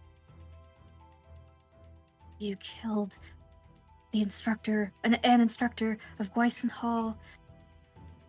in Nilfgaard when witchers are already being given a bounty, and I brought us home because I didn't know what else to do. Can they track? Yes! I wouldn't have done that, but And we wouldn't have killed an instructor well, I'm sorry. or But left a calling card. a calling card to admit my guilt. A viper. Someone who's already outlawed in Nilfgaard, hunted, and have a bounty on his head. Yes, So but we're we're a claiming- with you. We are all in this together, whether you like And it if or we not. were a group, I wouldn't have left my medallion. If we did this together, wouldn't left anything. Okay.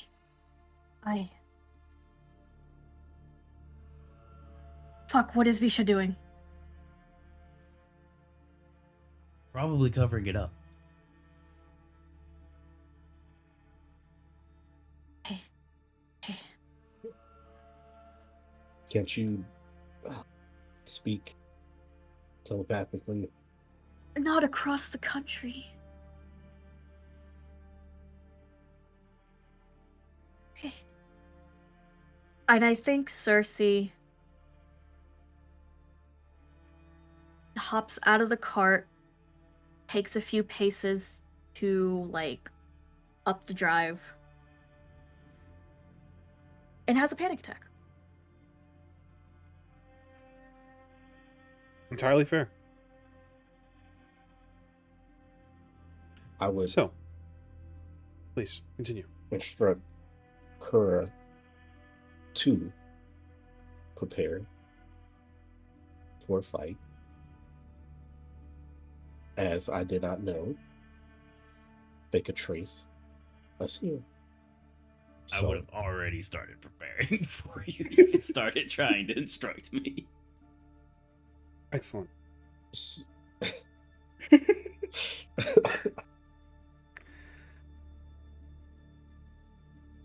We'll get back to all of you very shortly.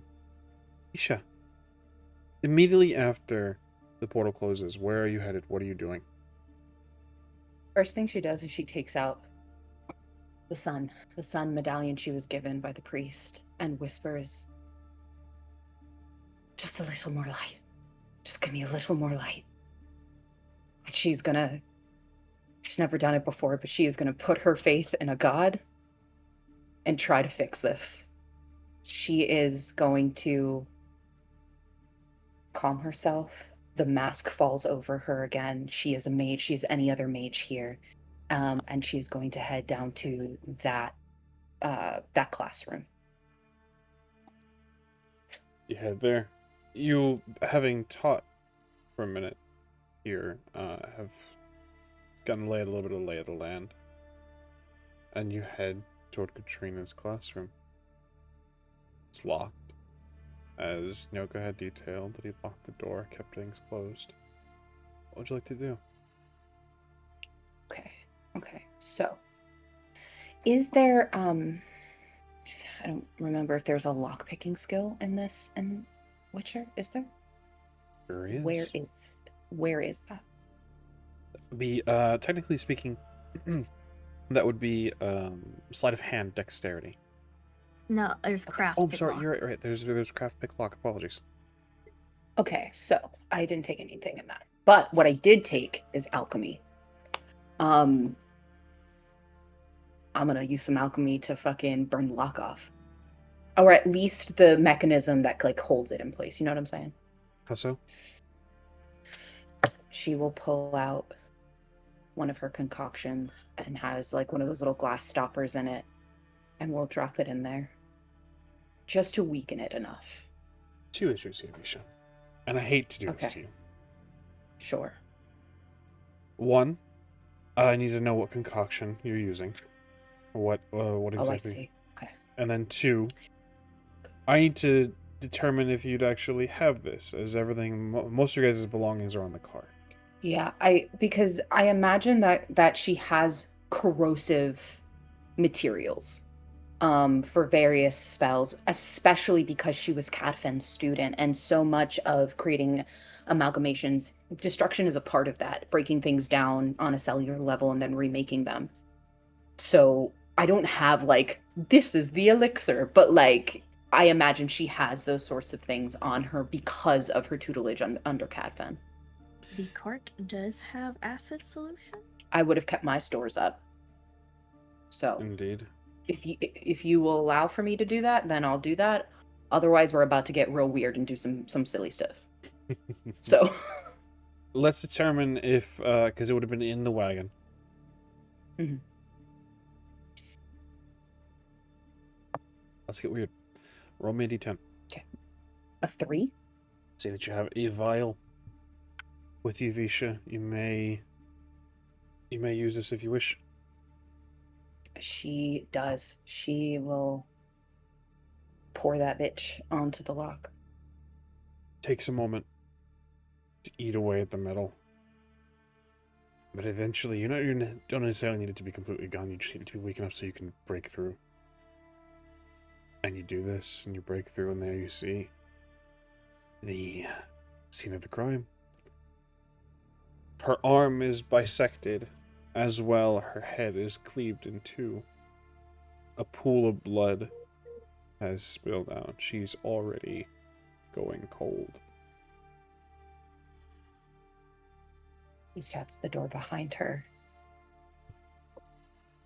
She goes right to where she sees the medallion, picks that shit up, puts it around her own neck, and she's going to use Standing Portal.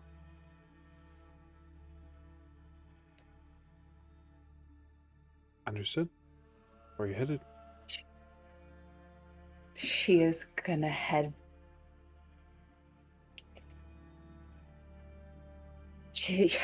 Man.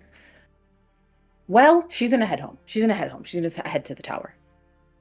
Because that's where she is sure Cersei has taken them. And she's gonna have it open up to the tower. She's gonna look down at this body. She's gonna take the head. Because I don't think she can carry the body. It's a clean cut. Precision strike. It's...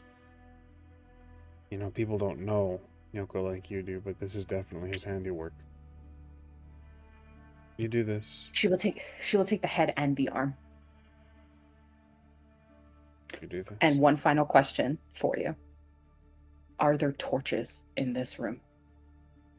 There are sconces where torches might rest, yes. She is going to use Raise Flame and torch the whole room. Let's deal with your stamina cost then. Yep. Raise Flame.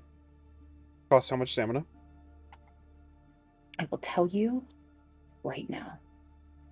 Raise Flame. At your focus, you could lower the cost.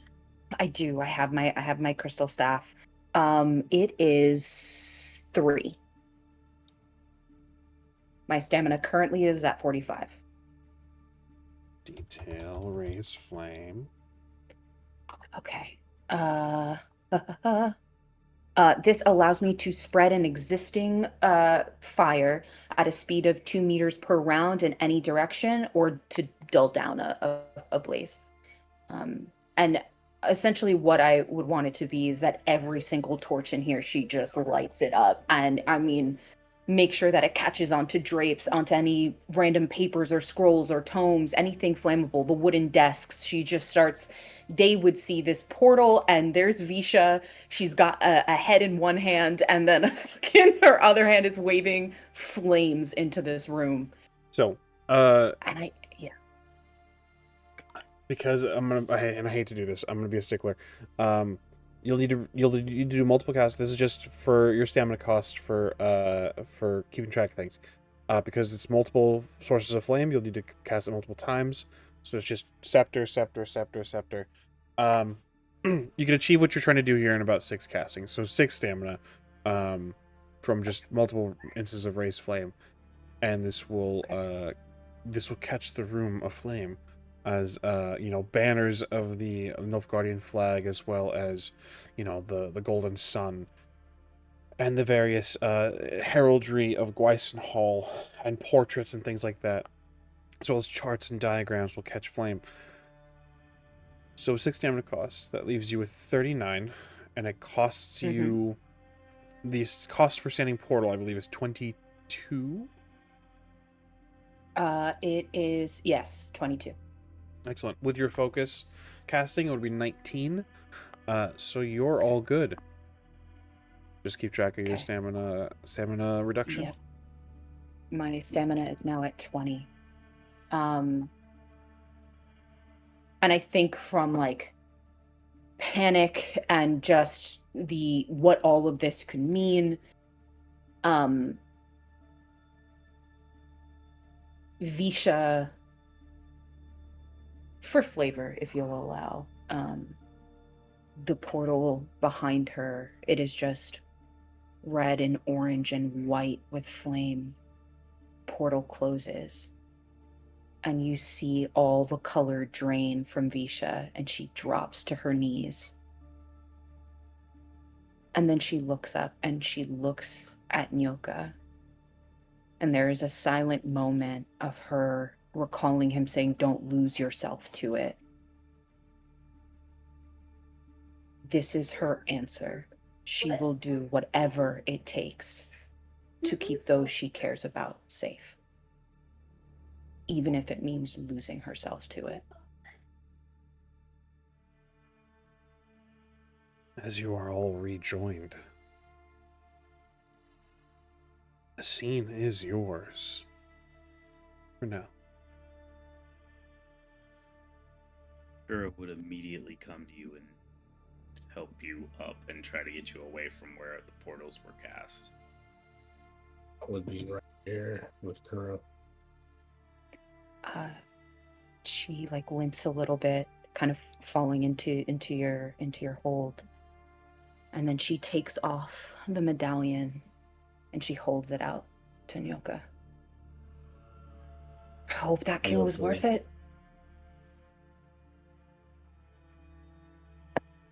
This was supposed to keep it away from you all.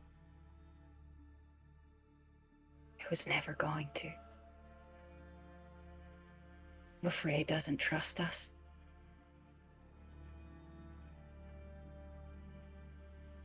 Maybe so. But from speaking to Katrina, it seems like that portal secret should be safe against them. Okay. Well, Flame should take care of any other evidence. We need to prepare. Seriously, give me a magical training roll. 26. Let it never be said that I am not a fair GM. Seriously, you know that to the untrained eye, yes, this will take care of all of the evidence. Those are mages. And there is a specific ritual that you have that allowed you long, long ago to even verify that dear Elodie was in the area. A ritual called hydromancy that allows the caster to view events that took place up to 2 days ago. You're not out of the woods yet. And only time will tell. They can parse together who has done this. No. They'll know, and they'll know about the burning, and they can track where we came from. They could reopen the portal. It's a novice spell. It's very easily done. And Cersei. What? We're already in it.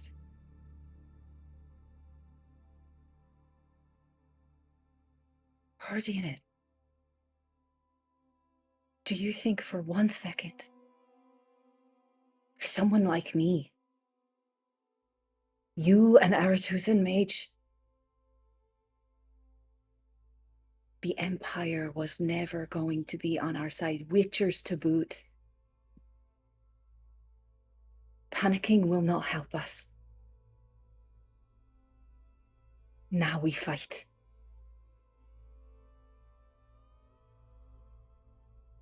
And she takes a few deep breaths and steadies herself on a tree. And I would like to use the recovery action. You may all do so, if you wish.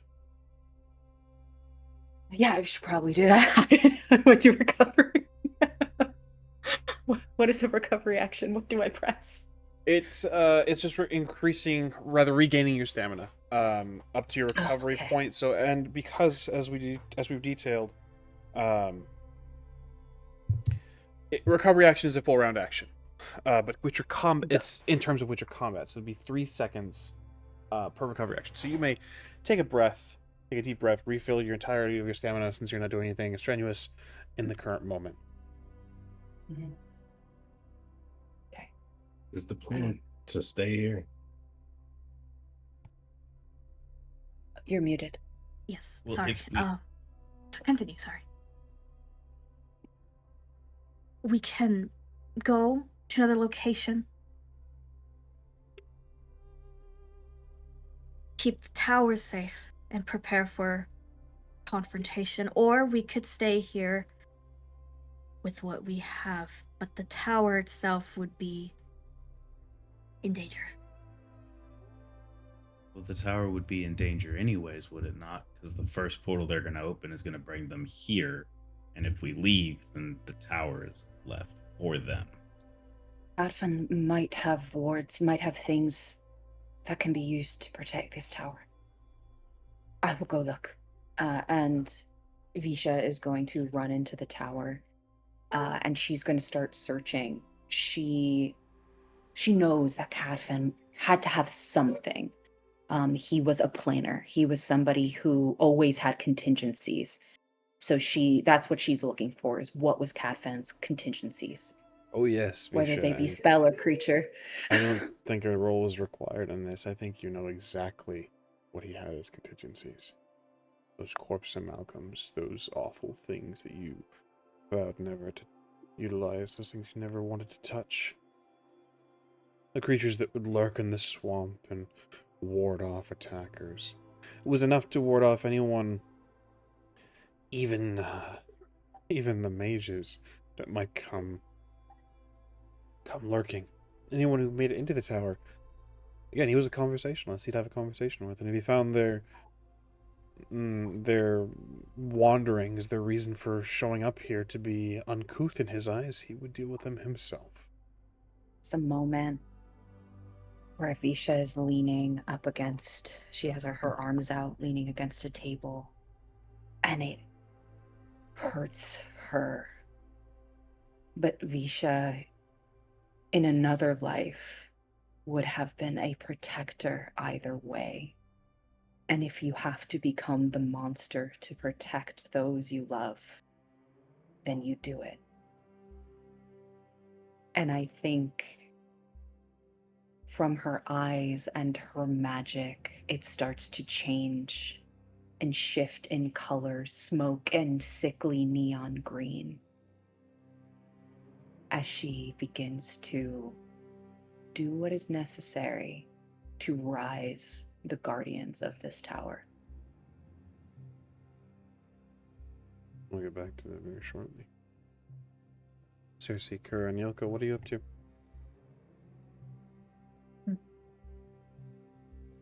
I can call Elodie. Can come help. Should it come to blows. I don't think we need to involve her in our mess. But if it does come to the worst situation, you should go. No. You all should go. I appreciate everything that you all. But this is my decision. My mistake. There's no reason for any of this to fall. I keep telling you this and I don't understand what's so hard to grasp about this, but you are not alone anymore. We are all in this together. I'm not going anywhere. And the whole time that Kura is talking, she is keeping her eyes on where the portals would reopen. Cersei has a 1,000-yard stare as she begins to wave her hands over the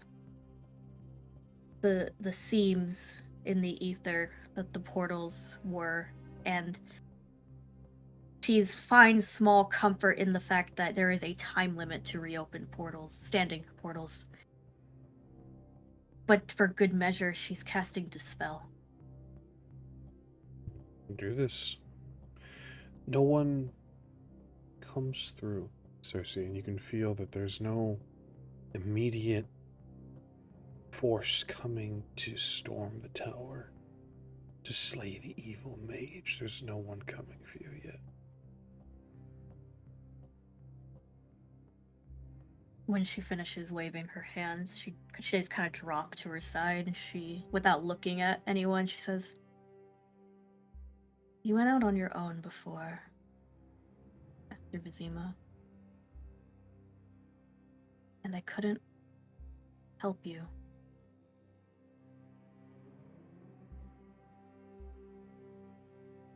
I made a promise, and I have nothing if I don't have my word." Yoka is kind of, for the first time in a long time, he's kind of at a loss. The last time he was ingrained with a group of people that wasn't driven by just a mission was when he was with the school.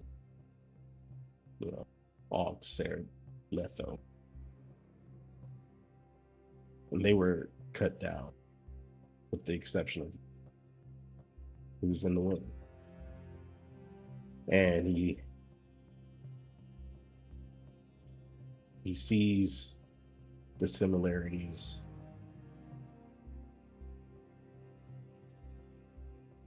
And he starts to think where he went.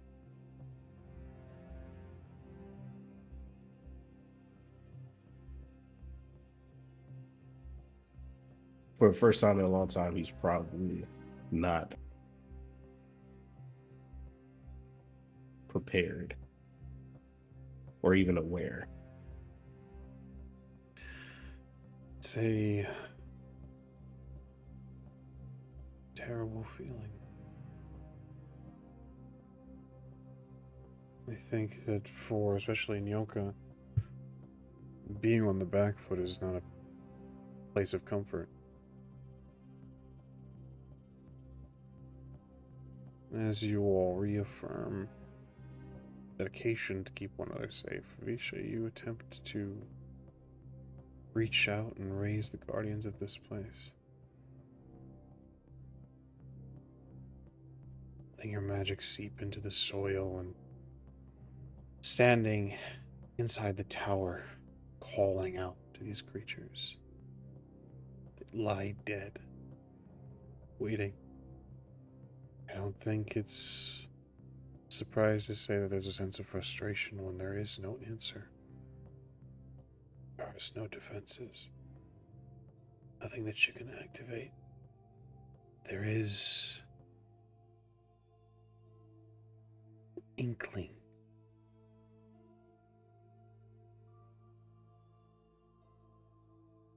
Dear sister.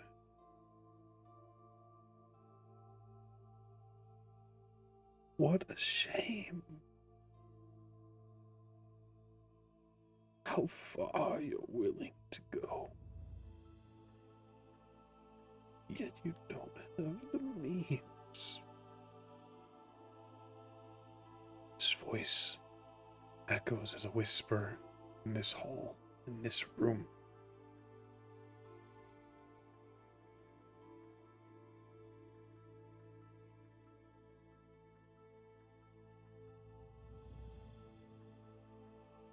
Come to me. As a Give me the friend, power. As a As gift. Yes. Your fingers rest, creep up your shoulders. Dear sister, I will grant you knowledge. Waves its hand. One of the books flings itself open, pages open. And you see the spell that your master had used to create these corpse amalgams, Cadfan synthesis.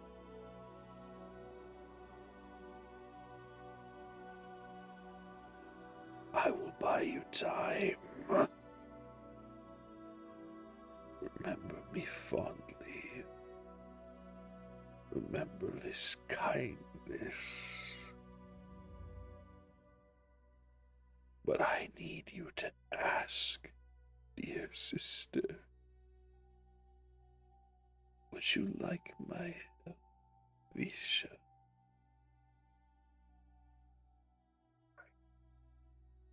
Help me. Of course, dear girl. It sort of moves the hair behind your ear. Learn, prosper, and grow. I look forward to seeing what you create. The hands recede from your shoulders. And you are alone. Risha doesn't breathe in this moment. There are the veins in her eyes begin to darken and redden as she tilts her head down to this spell. And almost like when she was in that place of power, she begins to inhale. She inhales the magic inked into this tome, memorizing the spell, her fingers flicking with that neon green, twitching every once in a while. She can feel the amalgams that are already within the lab. She can feel the dead things out in the bog. And if you'll allow for this extra bit of flavor, a fog begins to roll in, tinged green, as roots of that green magic begin to penetrate into dead bodies. And she starts doing the spell.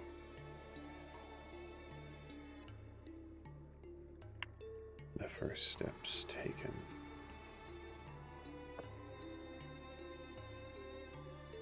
Power is a curious thing. The dark arts are called thus for a reason. And as the three of you firm your loyalties to another, a tower regains a dark mage. And this is where we'll end this session of Witcher Last Light. Thank you all for joining, and thank you all for watching. We'll see you guys next time. Same time, same place. Same practitioners. See you then.